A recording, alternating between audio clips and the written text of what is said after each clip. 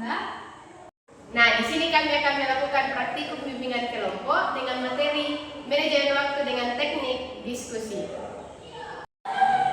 Selamat menyaksikan. Ya, selamat pagi anak-anak. Selamat pagi, Bu. Bagaimana kabarnya pagi ini, baik? Baik. Ya, jadi anak-anak, hari ini kita akan melakukan diskusi kelompok tentang manajemen waktu. Coba satu orang pimpin kita dalam doa. Saya, Bu. Ya, coba silakan Ulfrida. Ya, belajar kita satu dalam doa, kita berdoa. Tuhan Yesus yang baik, banyak untuk kehidupan kami. Terima kasih ya Tuhan atas penyertaan Tuhan. Terima kasih atas nafas kehidupan yang masih boleh kami rasakan hingga pada saat ini. Pada saat ini Tuhan kami akan belajar. Berkati kami semua agar kami boleh belajar dengan baik. Ini doa permohonan kami ya Tuhan, dalam Kristus kami berdoa. Amin. Amin. Ya, jadi materi kita saat ini tentang manajemen waktu. Kira-kira ada di sini yang tahu apa yang dimaksud dengan manajemen waktu? Ayo, Bu. Ya, silakan. Manajemen waktu itu Bu kayak mengatur waktu. Oh ya, bagus. Yang lain? Saya, Bu. Ya, Delta. Buat jadwal, Bu. Ya, nah, jadi manajemen waktu itu adalah cara mengatur dan merencanakan waktu agar kita bisa menyelesaikan berbagai aktivitas dengan lebih baik dan lebih cepat sehingga tujuan kita itu bisa tercapai.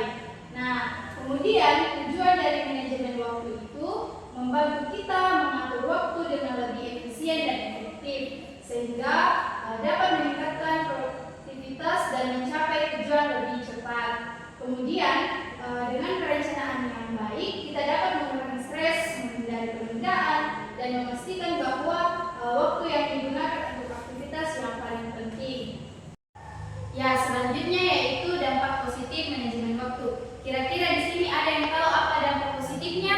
Saya, Bu. Ya, Fani? Mengurangi stres, Bu. Ya, jadi mengurangi stres dalam manajemen waktu itu dapat selesai tepat waktu. Kayak contohnya kita buat jadwal, terus kayak ada tugas, jadi kita selesaikan tepat waktu supaya tidak stres. Nah, kira-kira ada lagi? Saya, Bu. Ya, Frida? Mencapai tujuan lebih cepat. Ya, jadi kita fokus pada prioritas memungkinkan pencapaian tujuan yang lebih efektif. Kemudian ada lagi? Saya, Bu. Ya, Justin? Kegiatan terjadwal, Bu. Ya, jadi waktu yang terkelola dengan baik memungkinkan meningkatkan hasil pekerjaan yang lebih efektif. Kemudian ada lagi? Sudah tidak ada. Ya, selanjutnya yaitu dampak negatif. Jadi dampak negatif di sini itu yang pertama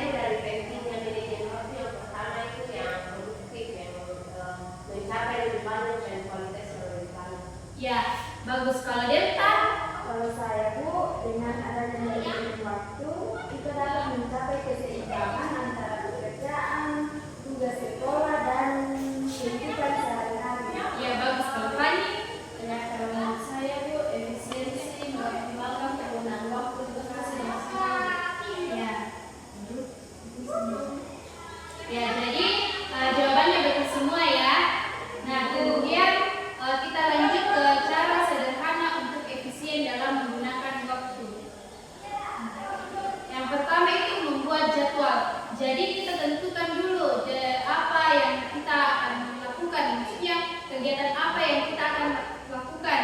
Kemudian yang kedua itu gunakan kalender. Jadi kita mencatat atau kita biasanya itu bulat lingkari. Jadi kayak kegiatan apa selanjutnya. Kemudian yang ketiga itu prioritaskan tugas. Jadi kita fokus kepada tugas yang deadline, yang memang benar-benar akan dikumpul seperti itu.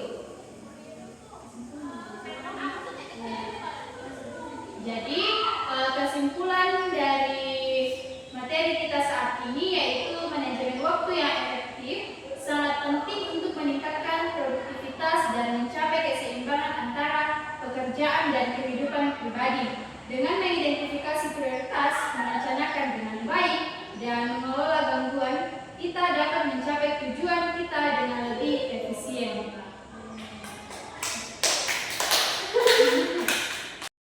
Ya, sekian diskusi kelompok kita hari ini. Sampai jumpa di minggu berikutnya. Ya,